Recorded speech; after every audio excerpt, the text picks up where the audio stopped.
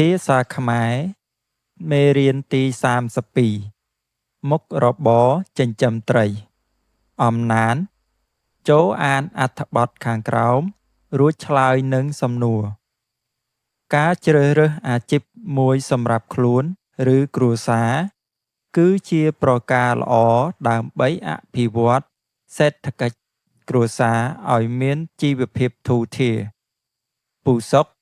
មីងយ៉ន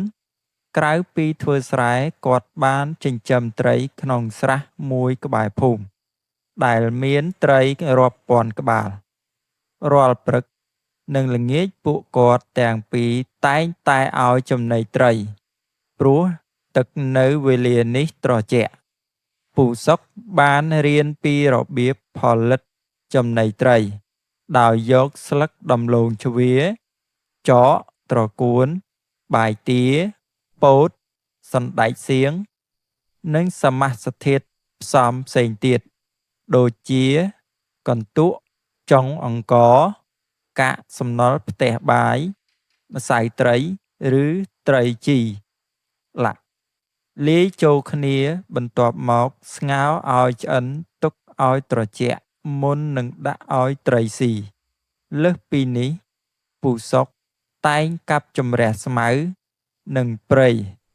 តូចៗដើម្បីឲ្យមានខ្យល់អុកស៊ីសែនគ្រប់គ្រាន់ចូលក្នុងស្រះពេលខ្លះគាត់យកលាមកគោមាន់ជ្រូកដែលស្ងួតដាក់បាតស្រះរួចបញ្ចូលទឹកត្រាំទុកពី3 ទៅ 5 ថ្ងៃដើម្បីឲ្យកើតជាចំណីធម្មជាតិសម្រាប់ឲ្យត្រីស៊ីនិងឆាប់បានទទួលផលការទិញចំណីត្រីពីផ្សារ